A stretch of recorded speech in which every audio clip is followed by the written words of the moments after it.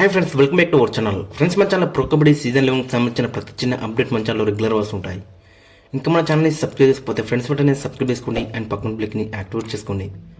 And అది ఇంకా మన వీడియోని లైక్ చెప్పితే ఫ్రెండ్స్ వెంటనే లైక్ చేసి మనం వీడియోలకి తింటాం. ఫ్రెండ్స్ తప్పకుండా లైక్ చేయండి. లైక్ చేస్తే మన వీడియో మార్కెట్కి ఫాస్ట్ రీచ్ అవుతుంది.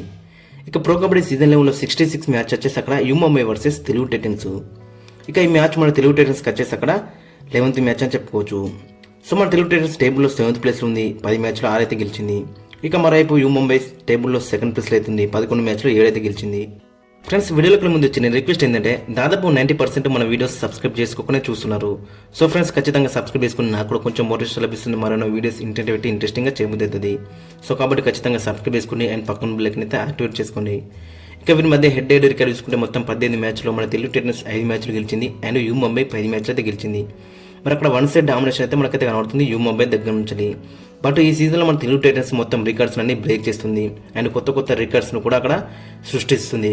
సో కాబట్టి ఖచ్చితంగా మరి గత సీజన్లో తెలుగు టైటన్స్ వేరు, మరి ఈ సీజన్లో తెలుగు టైటన్స్ వేరు అని చెప్పుకోవచ్చు. ఇక టీమ్ విషయానికి అయితే మరి అక్కడ ఫస్ట్ మనం యూ ముంబై టీంని అయితే చూసుకుందాం. మరి యూ ముంబై టీంలో చాలా మంచి ప్లేయర్స్ అయితే ఉన్నారు అక్కడ. ఇక రైడింగ్ విషయానికి అయితే అక్కడ మరి అజిత్ చౌహాన్ చాలా బెటర్ రాణిస్తున్నాడు, చాలా ఇంప్రెస్ అయితే ఎత్తున్నాడు. మరి ఈ మ్యాచ్లో ఏ విధంగా రాణిస్తున్నాడు అనేది ఇంట్రెస్టింగ్ కనబడుతుంది. ఇక అతనితో పాటు ఇద్దరు అక్కడ మంజిత్ అండ్ అమీర్ మహమ్మద్ జాఫర్ దానేష్, వీళ్ళు ముగ్గురు కూడా మరి టీంకి అయితే చాలా మంచి కాంట్రిబ్యూషన్ అయితే ఇస్తున్నారు. ఇక డిఫెన్స్లో చెప్పాల్సిన అవసరం లేదు, చాలా స్ట్రాంగ్ అని చెప్పుకోవచ్చు. One of the best team అని చెప్పుకోవచ్చు. మరి డిఫెన్స్లో ఈ సీజన్లో కార్నర్స్లో ఇద్దరు అక్కడ సోంబీర్ అండ్ రింకు. ఇక కవర్స్లో చెప్పాల్సిన అవసరం లేదు, అక్కడ సునీల్ అండ్ పర్వేస్ బ్యాన్సలు. సో ఓవర్లా చూసుకుంటే మరి 4 డిఫెండర్స్ కూడా చాలా మనకైతే స్ట్రాంగ్గా ఆడుతున్నారు. అండ్ దట్టు టేబుల్లో కూడా 2nd ప్లేస్ అయితే ఉన్నారు. సో కాబట్టి వీళ్ళతోనైతే మన తెలుగు టైటన్స్ కొంచెం జాగ్రత్త అయితే ఉండాలి. మరి ఈ మ్యాచ్లో ఏ విధంగా రాణిస్తారు అనేది చాలా ఇంట్రెస్టింగ్ కనబడుతుంది. ఇక అటు సునీల్ కానీ, పర్వేష్ కానీ అండ్ సోంబీర్ కానీ, రింకు కానీ వీళ్ళతోనైతే కొంచెం మన రైడర్స్ అయితే కొంచెం జాగ్రత్తగా అయితే ఉండాలి. ఇక ఫైనల్ లెవెల్ యొక్క స్టార్టింగ్స్ అక్కడ మనం చూసుకుంటే Manjeet, Amir Mohammad Zafar Danesh, Ajit Chauhan, Rinku, Sunil Kumar, Parvesh Bhainswal and Sombir. Overall starting 7 చూసుకుంటే మాత్రం చాలా డేంజర్స్గా అయితే మనకైతే కనబడుతుంది, చాలా స్ట్రాంగ్గా కనబడుతుంది. మరి ఏ విధంగా రాణిస్తారు అనేది ఇంట్రెస్టింగ్ కనబడుతుంది. ఇక మన తెలుగు టైటన్స్లో చూసుకుంటే మన తెలుగు టైటన్స్ గత లాస్ట్ మ్యాచ్లో మనం చూసినాగా టేబుల్ టాపర్స్ అయినటువంటి అరేనా స్టీలర్స్నే అక్కడ ఓడించి వస్తున్నారు. కాబట్టి మనలో పర్ఫార్మెన్స్ మాత్రం చాలా బెటర్ అవుతుంది. మరి ఈ మ్యాచ్లో కూడా 100% గెలిచే ఛాన్స్ అయితే మనకి ఎక్కువ కనబడుతుంది. ఇక లాస్ట్ మ్యాచ్లో డిఫెన్స్తో పాటు రైడింగ్లో కూడా చాలా బెటర్ రాణించలు. మొత్తం అక్కడ స్టార్టింగ్ 7 ఉన్న 7 రీట్లలో 6 కూడా మంచిగా రాణించాలి. అక్కడ ఒక మంజిత్ ఒక్కడే మనకి వీక్ లింక్గా కనబడారు లాస్ట్ మ్యాచ్లో. సో ఖచ్చితంగా మరి ఈ మ్యాచ్ ఒక మార్పు అయితే ఉంటుంది, ఖచ్చితంగా కీలకమైన మార్పు. ఒకవేళ గిట్ట అక్కడ పవన్ శర్మ గిట్ట ఫుల్లీ ఫిట్ 100% ఫిట్ అయిననుకో ఖచ్చితంగా ఈ మ్యాచ్ అయితే ఆడతాడు. 98-99% ఫిట్ ఉన్న 1% ఫిట్గా లేకున్నా కానీ ఈ మ్యాచ్ అయితే రిస్క్ అయితే ఏరు మన టీమ్ మేనేజ్మెంట్. సో కాబట్టి మరి మంజిత్ ప్లేస్లో అక్కడ పర్ఫుల్ జాఫర్ లేదంటే సంజీవ్ వేస్ను తీసుకెళ్తే బెటర్ అయితే ఉంటుంది. ఇక పర్ఫుల్ జాఫర్ గత సీజన్లో మంచిగా రాణించిండు, సంజీవ్ వేస్ కూడా ఆగలో ఉన్నారు. సో కాబట్టి అతను కూడా గత సీజన్లో అయితే మంచిగా రాణించిండు. సో కాబట్టి మరి మంజిత్ ప్లేస్లో మరి వీళ్ళిద్దరిలో ఎవరైనా ఒక్కరిని ఖచ్చితంగా ఆడించే ఛాన్స్ అవుతుంది. లేదా అక్కడ పవన్ శర్మ ఫుల్ ఫిట్ ఉంటే అతనైతే ఆడతాడు.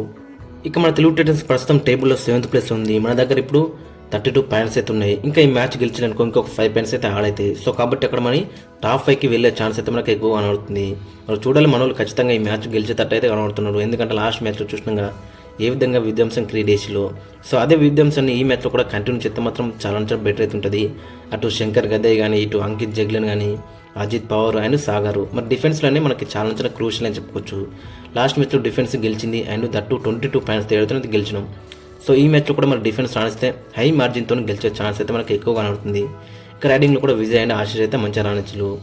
ఇక ఫైనల్గా ఈ మ్యాచ్కి స్టార్టింగ్ 7 ఒకసారి మనం చూసుకుంటే అక్కడ పవన్ శర్మ ఒకవేళ ఇట్లా ఆడితే మెయిన్ రైడర్ కింద ఆడతాడు, ఆశీష్ నార్ వాళ్ళ రైట్ ఇన్లో ఆడతాడు, విజయ్ మాలిక్ లెఫ్ట్ ఇన్లో, క్రిషన్ దుల్ ప్లేస్లో అక్కడ శంకర్ గదే ఖచ్చితంగా ఆడతాడు. ఇక అంకిత్ జగ్లన్ లెఫ్ట్ కార్నర్లో ఆడతాడు, అజిత్ పవార్ లెఫ్ట్ కవర్లో ఆడతాడు, సాగర్ రావల్ రైట్ కవర్లో ఆడతాడు. ఇక సబ్స్టిట్యూట్గా పర్ఫుల్ జాఫర్ అండ్ ఓంకార్ పటేల్ అండ్ సంజీవ్ వేస్ కూడా మనకైతే కనబడుతున్నాడు. సో కాబట్టి ఖచ్చితంగా మంజిత్ ప్లేస్లో ఒకవేళ ఇట్లా పవన్ శర్మ ఆడకపోతే మాత్రం ఖచ్చితంగా పర్ఫుల్ జాఫరా లేదంటే ఓంకార్ పటేల్ లేదంటే సంజీవ్ వేస్. సో వీళ్ళు ముగ్గురిలో మరి ఎవరైనా ఒకరు ఖచ్చితంగా స్టార్టింగ్ లెవెల్ ఉంటారు అక్కడ పవన్ శర్మ దిగి ఆడకపోతే. ఇక ఓవరాల్ చూసుకుని మరి కాంబినేషన్ మొత్తం చాలా డెడ్లీగా అయితే మనకైతే కనబడుతుంది. మరి ఏ విధంగా రాణిస్తారు అనేది ఇంట్రెస్టింగ్ కనబడుతుంది. ఫ్రెండ్స్, మరి మీ యొక్క ఒపీనియన్ అయితే కింద కామెంట్స్లో అయితే మెన్షన్ చేయండి. మీ యొక్క స్టార్టింగ్ 7 కూడా కింద కామెంట్స్లో అయితే మెన్షన్ చేయండి. అండ్ ఏ టీం గెలుస్తుందో ఖచ్చితంగా మీ యొక్క ఒపీనియన్ అయితే కింద కామెంట్స్లో అయితే మెన్షన్ చేయండి.